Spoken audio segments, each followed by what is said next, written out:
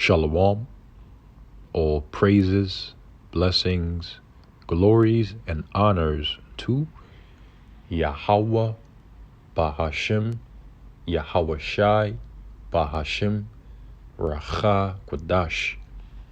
Double honors to my elder apostles and bishop elders of Great Millstone who have told me this truth, as well of men of like mind. Shalom wa chasad, which means peace and mercy to the elect of the nation of Israel. When we spoke on Negroes, Latinos, and Native American Indians, and Israelite foreigners of the seed of our forefathers, Abraham, Isaac, and Jacob, whom are scattered here in America, which is Babylon the Great, and abroad. To you I say Shalom, and Yahweh, Bahashim, Yahweh Shai, Ratazah. This lesson is edifying and informative.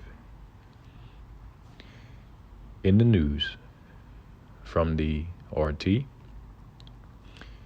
French President Emmanuel Macron issues warning on Europe's future. According to the French president, the continent must decide whether it wants to be free or a vassal of China or the United States. A vassal is a subject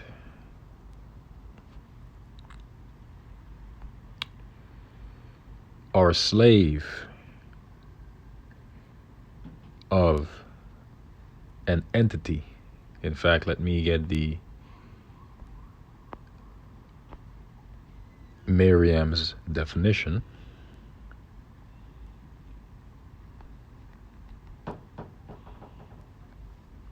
A vassal, a person under the protection of a feudal lord to whom he has vowed homage and fealty. So a vassal is basically a slave, one who had vowed homage or fealty to a lord.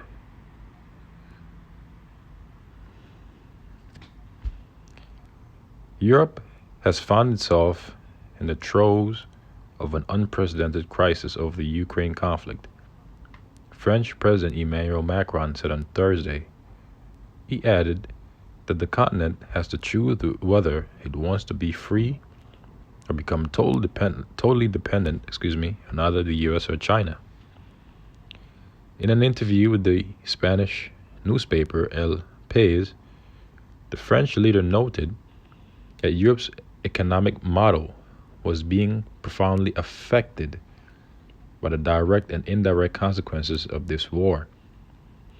In terms of economics, the world is defined by the polarity between the U.S. and China, and Europe has yet to decide whether it wants to become the vassal of one of the two, or pursue the path of freedom and solidarity, Macron said. While Europe has so far been unable to fully reply to this question, the answer is an economically, technologically, and militarily sovereign Europe. In other words, a truly powerful Europe, the French president stressed. European NATO members should reduce reliance on U.S. Macron. Now let's read some more of this article. Now this article was published on December the 22nd, 2022. European NATO members should reduce reliance on U.S. Macron. The country should bolster their own defense to become less dependent on both the bloc and Washington, the French president says. French President Emmanuel Macron has said European NATO members should become more autonomous and less dependent on the U.S.-led alliance regarding its own security. He made the remarks late Wednesday as he spoke to reporters in Paris after returning from a summit in Amman, Jordan. An alliance isn't something I should depend on. It's something that I should choose, something I work with, Macron stated. We must rethink our strategic autonomy. Macron identified technology and defense capabilities as areas in which European nations should seek to reduce their dependence on the alliance, and the US in particular. He added, however, that member states should not endeavor to break away from the bloc or develop an alternative to it. There is no European security architecture without strategic autonomy inside NATO and with NATO, but not dependent on NATO, he said. Macron also touched upon the ongoing hostilities between Russia and Ukraine, in which the latter has received wide ranging Western support, while reiterating his support for the absolute defense of Ukraine. He said once again that Moscow's security concerns should be also addressed. When I speak of guarantees, I'm talking about all of these countries.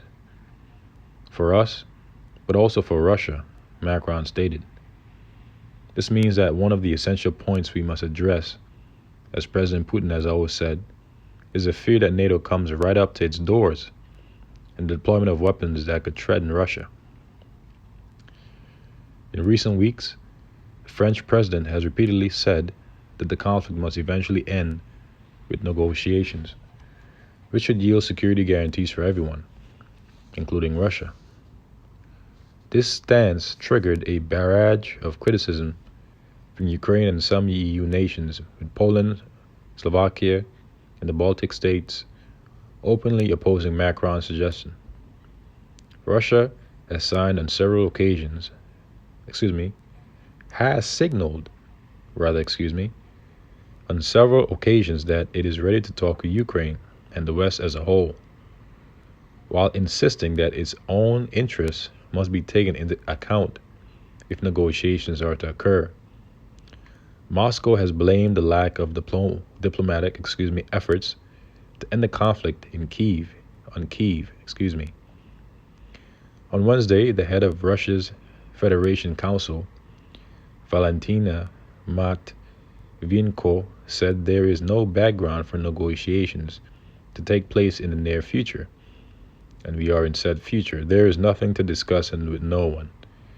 Senior officials in Kiev have repeatedly issued belligerent statements, with Ukrainian President Vladimir Zelensky pledging to recapture the former Ukrainian regions of Donetsk, Lugansk, Kherson, and Zaporozhye, which joined Russia in early October, as well as Crimea, which broke away from Kyiv in 2014. Zelensky has even banned himself from negotiating with Russian President Vladimir Putin. This includes the article, which had been published on the 22nd of December 2022, with the perspective being that the French president making a statement that Europe should reduce its reliance on the US. And now he's saying that the continent as a whole must decide whether or not it wants to be free or a vassal of China or the United States. And this, or rather these titles, should immediately make us think of Revelation, the 17th chapter, which, Lord's willing, I'll get after I finish reading this article. Now, reading on, it says, Macron believes that the crisis Europe is now experiencing also hinges on the fact that the continent has not fully digested the period after the end of the Cold War. The EU rushed to rapidly expand to the east in the belief that the problems had been solved. Once the Cold War ended, the French president said, now the EU has two groups of nations that have different views on the bloc's future. He said, adding that Eastern Europe seeks more national autonomy within the EU, and we have to know how to listen to them. This crunch, however, is plaguing not only Europe but all Western democracies, which are experiencing a kind of fatigue, a loss of collective references. Macron believes the global capitalist system itself is in a crisis since it no longer lifts people out of poverty, but only causes inequities to skyrocket, causing a crisis of conscience for democracies, he added. The French president has long championed the creation of a tighter European political community that would share democratic values and closely cooperate in energy, transport, and security. Macron has also insisted that Europe should be less dependent on NATO and pursue strategic autonomy from the US led military bloc. The perspective, once again, is that the Lord is getting ready to cause America's allies to turn against America, Babylon the Great, according to biblical prophecy. Now let's read this here in Revelation chapter 17 and conclude the lesson, nice and sweet. Revelation chapter 17, verse 16. And the 10 horns represents the EU, which thou sawest upon the beast, which represents NATO. And who's riding upon the beast? America, Babylon the Great.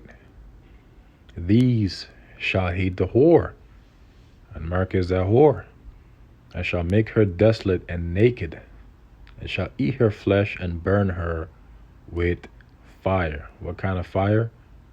Thermonuclear fire.